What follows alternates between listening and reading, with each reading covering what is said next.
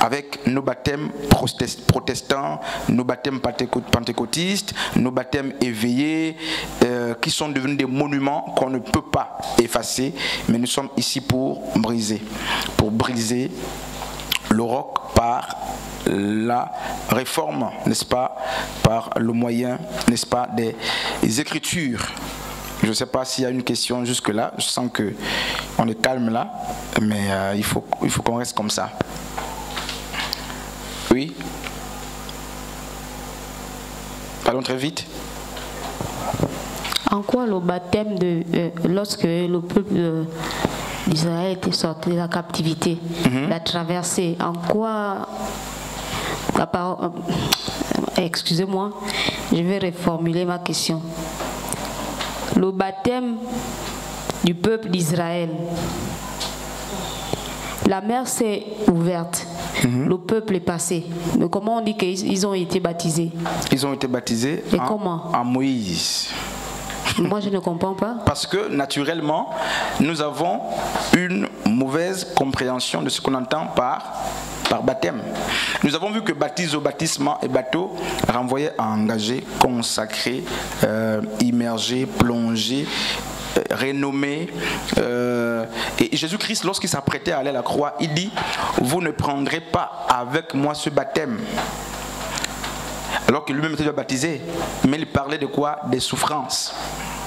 Donc, souffrir, c'est aussi le baptême. Redonner les noms, c'est baptiser. Vivre une expérience nouvelle, c'est le baptême. Donc le peuple d'Israël, le peuple de Dieu qui sortait de l'Égypte, a été baptisé par Moïse dans la mer. Il a vécu une expérience nouvelle. Ce n'est pas que ce peuple a été plongé dans l'eau, non. C'est pourquoi je disais, faisons attention, lorsque nous lisons le mot baptême dans la Bible, ça ne veut pas forcément dire ce que nous savons déjà du baptême. Le problème, c'est que Hort et Westcott nous ont fait comprendre que le baptême, c'est l'immersion. Le baptême, c'est aller dans l'eau. Mais alors que le mot baptiso, baptisement ou bateau nous parle de beaucoup de choses. Débuter, consacrer, purifier, bénir, renommer même. Tout ça, ce sont des baptêmes. Donc, le peuple d'Israël, en vivant une expérience de souffrance, pour la première fois avec la personne de Moïse, il a été baptisé à Moïse, dans la mer. C'est la première fois de toute son histoire que ce peuple, n'est-ce pas, a été baptisé. Donc, le baptême de l'Esprit était une promesse qui devait s'accomplir. Et cette promesse a été devancée par une préfiguration. Et la préfiguration du baptême de l'Esprit, c'était le baptême de Jean le Baptiste. Or, Jean le Baptiste n'est pas celui qui a inauguré le baptême. Le baptême ne vient pas de Jean Baptiste. Sinon, dans Jean 1, pourquoi les pharisiens nous posent la question de savoir s'il est Élie, s'il est le Messie? Parce que naturellement, les pharisiens, les docteurs de la loi, les scribes et les sadducéens savaient que le baptême était une pratique courante, n'est-ce pas, dans la Torah. C'est pourquoi il ne faut pas qu'on pense que parce qu'on l'appelle Jean-Baptiste, que c'est lui qui a inventé le baptême. Par contre, il baptisait assez et à cause de l'œuvre dominante dans son ministère, on l'appelle Jean le Baptiste. La femme prostituée est appelée la femme prostituée parce que la prostitution était une œuvre dominante dans sa vie. N'est-ce pas? Barnabas est appelé fils de l'exhortation parce que l'exhortation était une œuvre dominante dans sa vie. Mais Jean le Baptiste n'est pas celui qui a inventé le baptême. Et Joël chapitre 2, 28 dit: je répandrai sur vous. Donc, avec toutes ces expressions, le baptême, naturellement, chez les Juifs, d'autant plus que c'est Itbil, se faisait par quoi? Soit par l'aspersion, soit par, n'est-ce pas, un demi-plongeon, ou du moins, parce que l'expression dit c'était plonger partiellement quelqu'un dans l'eau. Et quand on dit partiellement, ça veut dire que ce n'est pas tout le corps qui est baptisé. Oui, Mahan, une question? Oui. Oui. Après toutes ces définitions du baptême, donc nous pouvons affirmer que les disciples de Jésus étaient tous baptisés. Les disciples de Christ étaient baptisés, mais de quel baptême? C'est pourquoi j'étais en train de dire que le baptême, la définition du mot baptême varie selon le contexte. Nous n'avons pas une preuve biblique qui dit que les disciples de Christ ont été baptisés d'eau. Mais le baptême, le fait pour eux de recevoir même le Saint-Esprit, c'est le vrai baptême. Mais on n'est pas encore là-bas. C'était le vrai baptême. Tous les disciples de Christ étaient baptisés. Du moins du Saint-Esprit. Mais nous n'avons pas une preuve qu'ils étaient baptisés d'eau. On sait que Christ baptisait par les disciples et il baptisait beaucoup par les disciples, mais il n'y a aucune trace biblique qui stipule que ces derniers étaient baptisés d'eau. Et dans Luc chapitre 24, 49, Jésus dit ceci: et voici, j'enverrai sur vous, et non, je vous prendrai pour vous mettre dans l'eau, dans le Saint-Esprit, et j'enverrai sur vous ce que mon Père a promis, mais vous restez dans la ville jusqu'à ce que vous soyez revêtus de la puissance d'en haut. Alors, je vais un peu provoquer l'auditoire. Regardez ce qui se passe. Jésus avait-il le Saint-Esprit le jour du baptême? Oui ou non? Parce qu'on nous fait comprendre que l'Esprit de Dieu, je vais lire ça, Luc chapitre 3, 23, et le Saint-Esprit descendit sur lui sous une forme corporelle, comme une colombe, et une voix se fit entendre du ciel: tu es mon fils bien-aimé, je mets en toi toute ma joie. D'autres versions disent: tu es mon fils bien-aimé en qui j'ai mis toute ma confiance, toute mon affection.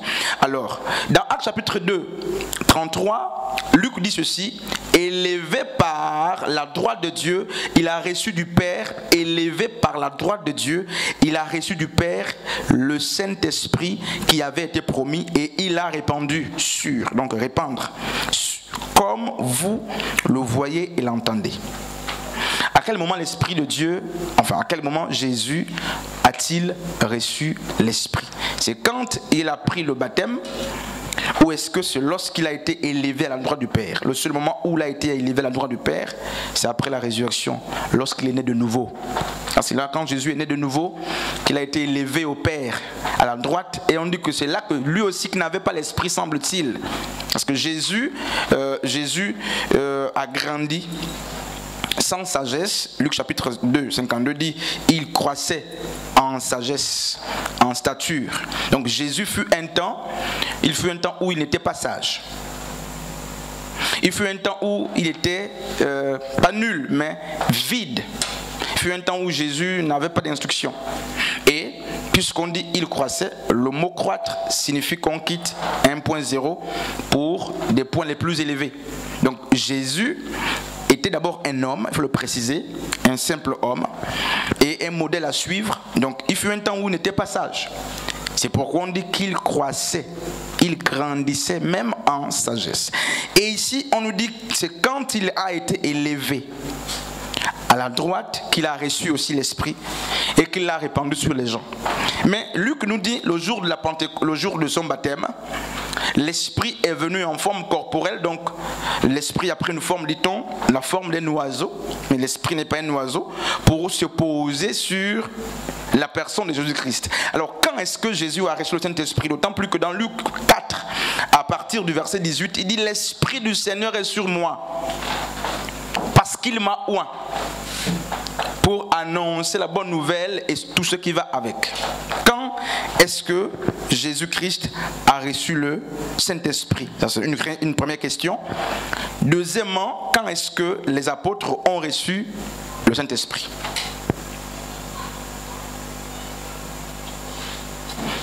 On a deux verbes. Dans Actes chapitre 2, on va prendre le verbe qu'on va voir. Actes chapitre 2 à partir du verset 4. On va lire ça. Et ils furent tous remplis du Saint-Esprit. Je m'arrête par là. On peut continuer. Et se mirent à parler en d'autres langues, selon que l'Esprit leur donnait de s'exprimer. Actes chapitre 2, 4. Et dans Jean chapitre 20, à partir du verset 19, le soir de ce même dimanche, ça c'est faux, c'est une traduction catholique. c'est vraiment un problème. Mais on n'est pas sur ça. Le soir de ce même dimanche, les disciples sont réunis. Ça, c'est pour nous montrer que Jésus est ressuscité le dimanche, pour justifier le jour de dimanche. Ça, on peut creuser pour montrer que c'est faux.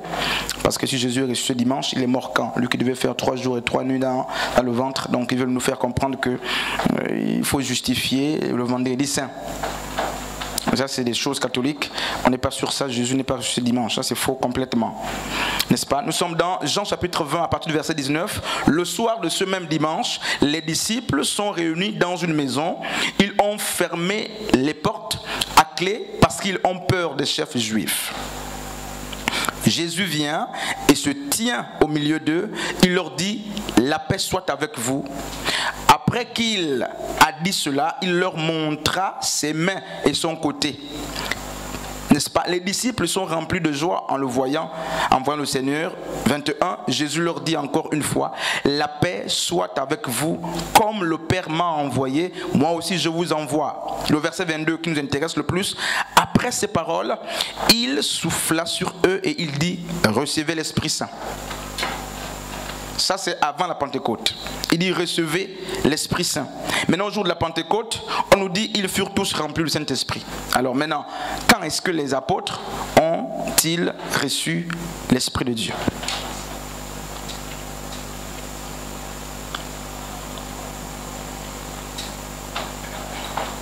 Quand?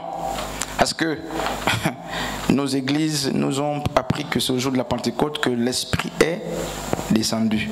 Ça, c'est une grosse montagne fausse.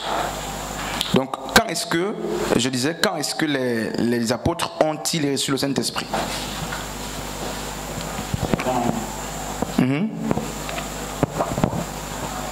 Ils ont reçu le Saint-Esprit.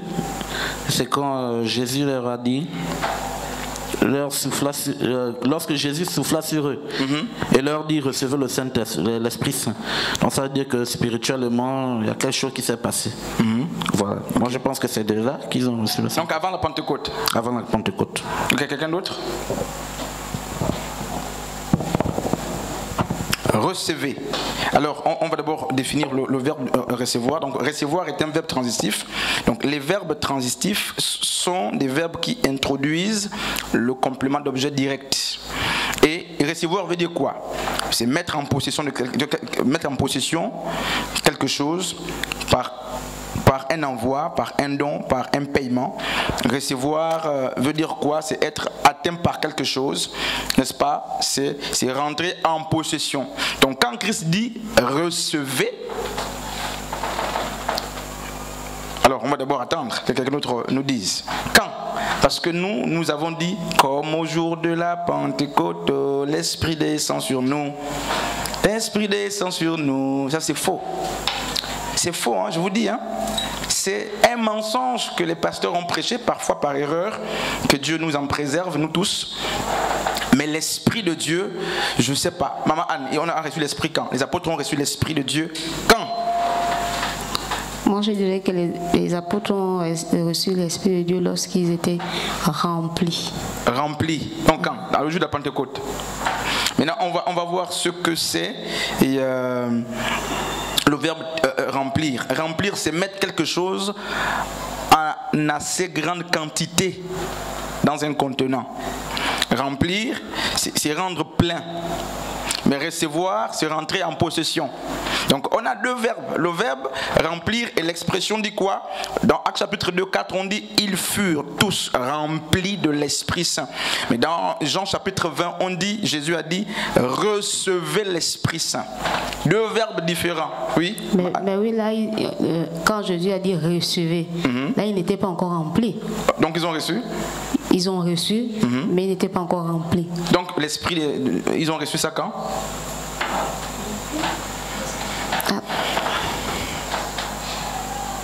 Donc l'Esprit, les apôtres à la chambre haute n'attendaient pas l'Esprit de Dieu. Vous voyez, il faut qu'on lise bien la Bible. Ils n'avaient pas de problème avec l'Esprit de Dieu. Est-ce qu'on dit aux gens de rester à la chambre haute pour recevoir l'Esprit? Non. Sinon, l'expression devait être: ils ont reçu l'Esprit. Mais on nous dit que à la chambre haute, tout à coup, il vient du ciel un vent, n'est-ce pas, comme un bruit comme celui d'un vent impétueux, et on n'a pas dit ils ont reçu l'Esprit, mais on dit ils furent tous remplis de l'Esprit de Dieu. Donc, l'Esprit a été reçu à la résurrection de Christ, là justement, et il y a un apôtre qui n'avait pas reçu l'Esprit, c'est Thomas. Donc Thomas n'étant pas là, n'avait pas reçu l'Esprit. Donc c'est le seul apôtre qui attendait recevoir l'Esprit à la chambre haute. Parce que quand Dieu apparaît à Thomas, il n'a pas soufflé sur Thomas. Il avait soufflé sur 10 personnes qui étaient restées, qu'il avait reçues et qui avaient cru. Il a soufflé. Mais Thomas étant parti, quand vous lisez Jean 20, vous comprendrez. Quand Thomas arrive, on lui dit le maître était là. Et il a dit non, il faut qu'il croie, il faut qu'il voie. Il ne peut pas croire sans avoir vu. Et quelques jours après, le Seigneur va apparaître à nouveau. Et il va dire à Thomas, mais Thomas va dire mon Seigneur. On va me lire ce texte là, pardon. Ça c'est une parenthèse. Quelqu'un est là? Quelqu'un est là? Jean 20. Parlez vite.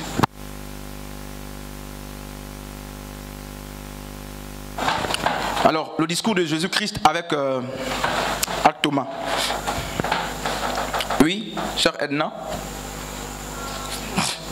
Jean 20. Merci. Le premier jour de la semaine, à l'aube, alors qu'il faisait encore sombre, Marie de Magdala se... Non, je veux le discours. Voilà, direct avec Thomas. Jean 20, 24. Cependant, Thomas, l'un des 12, celui qu'on appelle Didyme, n'était pas avec eux lorsque Jésus vint. Les autres disciples lui dirent donc, nous avons vu le Seigneur. Nous avons vu le Seigneur. Mais il leur répondit, si je ne vois pas, dans ses mains, la marque des clous, si je n'enfonce pas mon doigt, à la place des clous, et si je n'enfonce pas ma main dans son côté, je ne croirai pas. Or, 8 jours plus tard, 8 c'est Shmola, n'est-ce pas, en hébreu. 8 c'est le 8e jour de la création. Mais on n'est pas sur ça. Il y a 8 jours de la création. Il y a le premier jour, c'est parce que quelqu'un peut nous rappeler les jours en hébreu. Il y a le premier jour jusqu'au sabbat, n'est-ce pas? Et le sabbat c'est le jour du repos, et c'est le dernier jour chez les Hébreux, et dimanche normalement c'est le premier jour de la semaine selon le calendrier des Hébreux. Et il y a un autre jour de la création, c'est 8 Shmola, c'est le jour de la restauration, mais on n'est pas sur ça. Et on dit 8 jours plus tard, Dieu veut restaurer la foi de quelqu'un, donc la foi de Thomas, et il apparaît à Thomas, il apparaît à nouveau. Les disciples étaient à nouveau réunis dans la maison. Et Thomas était avec eux. Jésus vint, toute porte verrouillée. Donc Jésus rentre, n'est-ce pas, sans qu'il y ait une ouverture de la porte. Les esprits, c'est pourquoi vous n'avez pas à fermer les portes quand vous dormez pour dire les esprits. Vous voyez, Jésus est rentré. La porte fermée, il est rentré. Il y a le cadenas, il va rentrer. Et c'est comme ça avec tous les esprits. Pas besoin que les fenêtres soient fermées. Vas-y maman, fermées ou non, il rentre. Il se tint au milieu d'eux et leur dit, la paix soit avec vous. La paix soit avec vous. Ensuite, il dit à Thomas. Oui, il s'adresse directement à Thomas. Avance ton doigt ici. Donc Jésus il a les attributs de Dieu. Il savait que Thomas avait murmuré. Donc Jésus a... Que Dieu nous aide. Il savait que Thomas avait parlé de lui. Oui, vas-y, c'est pourquoi ça s'adresse directement à lui. Il dit, avance ton doigt ici. Avance ton doigt, puisque tu as dit que tu dois avancer ton doigt. Donc Jésus écoutait quand Thomas parlait, même s'il n'était pas là. Oui, avance ton doigt ici. Et regarde mes mains. Regarde mes mains. Avance ta main. Avance ta main. Et enfonce-la dans mon côté. Enfonce-la dans mon côté. Cesse d'être incrédule. Cesse d'être incrédule. Et devint un homme de foi. Thomas lui répondit. Thomas répondit. Mon Seigneur et mon Dieu. Mon Seigneur et mon Dieu. On s'arrête là. Ça veut dire quoi?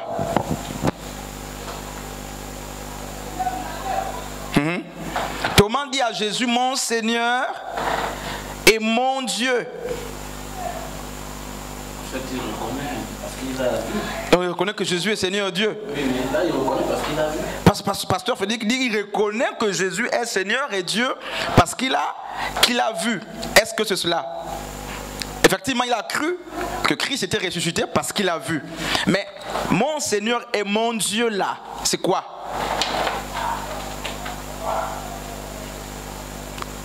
Il appelait Jésus mon Seigneur et mon Dieu. Ma Anne.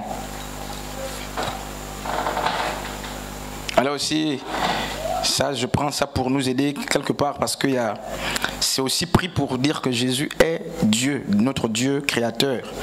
L'expression là, mon Seigneur et mon Dieu là. Donc, c'est comment? Donne ma Anne et on fait vite ça. Mais est-ce que Jésus est d'abord notre Dieu? Alors pourquoi Thomas dit mon Seigneur et mon Dieu? Sœur Ostasie, ma Anne, ma Marcel, ma Nancy, Sœur Yuline, Sœur Saint-Tiche, oui, ma Anne. Je vais essayer. Il a dit mon Seigneur et mon Dieu parce qu'il a reconnu que... Mais qui est son Seigneur et son Dieu? À l'instant là, il dit quoi là? Jésus, non? Non, Jésus, hein? Jésus. Il a reconnu que dans Jésus, Dieu. vous pouvez trouver le Père. Il a reconnu que dans Jésus, il y avait le Père, hein? D'accord? Oui? Shalom. Alors, je crois que pour Thomas, c'est plutôt une exclamation en fait. C'est une exclamation? Il s'exclame. Oui. Et c'est comme s'il disait, un peu comme quand on nous annonce certaines nouvelles et puis on crie un peu « Mon Dieu ». C'est cela. En fait. Je pense que c'est ça. C'est l'exclamation. Donc, c'est bien, tu assimiles les cours. Et donc, Thomas s'exclame pour dire « Oh mon Dieu !» Finalement, c'est vrai ce qu'on me disait. Donc cette expression, ce passage ne peut pas être pris pour dire aux gens, mais en fait, voici Thomas qui appelle Jésus mon Seigneur et mon Dieu. Non, non, c'est l'exclamation. Comme on vous annonce une surprise, une nouvelle, et vous criez, vous exclamez. Donc Thomas n'a pas reçu l'Esprit. Mais les 10 autres ont reçu déjà l'Esprit. Et donc, lorsqu'ils vont à la chambre haute pour attendre l'effusion de l'Esprit de Dieu, il y a un seul qui n'a pas reçu et qui doit recevoir 2 choses en même temps, et la réception et la plénitude. Mais les autres avaient déjà les prémices de l'Esprit. Donc, les apôtres à la chambre haute n'attendaient pas recevoir l'Esprit de Dieu, mais ils attendaient la plénitude de l'Esprit de Dieu. Hein, maman Marcel, c'est là qu'ils attendaient justement, et ils ont reçu l'Esprit de Dieu. C'est accompagné par les signes. Et un des signes, lorsqu'on reçoit l'Esprit de Dieu, c'est de parler en langue. Tous ceux qui ont reçu l'Esprit de Dieu, quand vous lisez bien les Écritures, il y a eu un signe. Même dans Actes chapitre 19, lorsque Paul rebaptise les disciples que Jean avait baptisés, à quel moment a-t-il su qu'ils avaient reçu l'Esprit? Il y a eu un signe. Lorsque dans Actes chapitre 10, où Corneille reçoit l'Esprit de Dieu avec sa famille, à quel moment Pierre se rend compte qu'ils ont reçu l'Esprit de Dieu? Il y a des signes. Et un des signes majeurs lorsqu'on reçoit l'Esprit de Dieu, c'est soit le polyglottisme, soit la glossolalie. Il y a le parler en langue qui est un des signes majeurs lorsqu'on reçoit l'Esprit de Dieu. Nous sommes sur le baptême, hein, pas sur ces choses-là. Donc, frères et sœurs, il y a des gens qui se feront certainement baptiser, qui prendront cet engagement, mais il y a des choses qu'il faut comprendre. C'est que vous n'aurez pas le salut parce que vous aurez pris le baptême.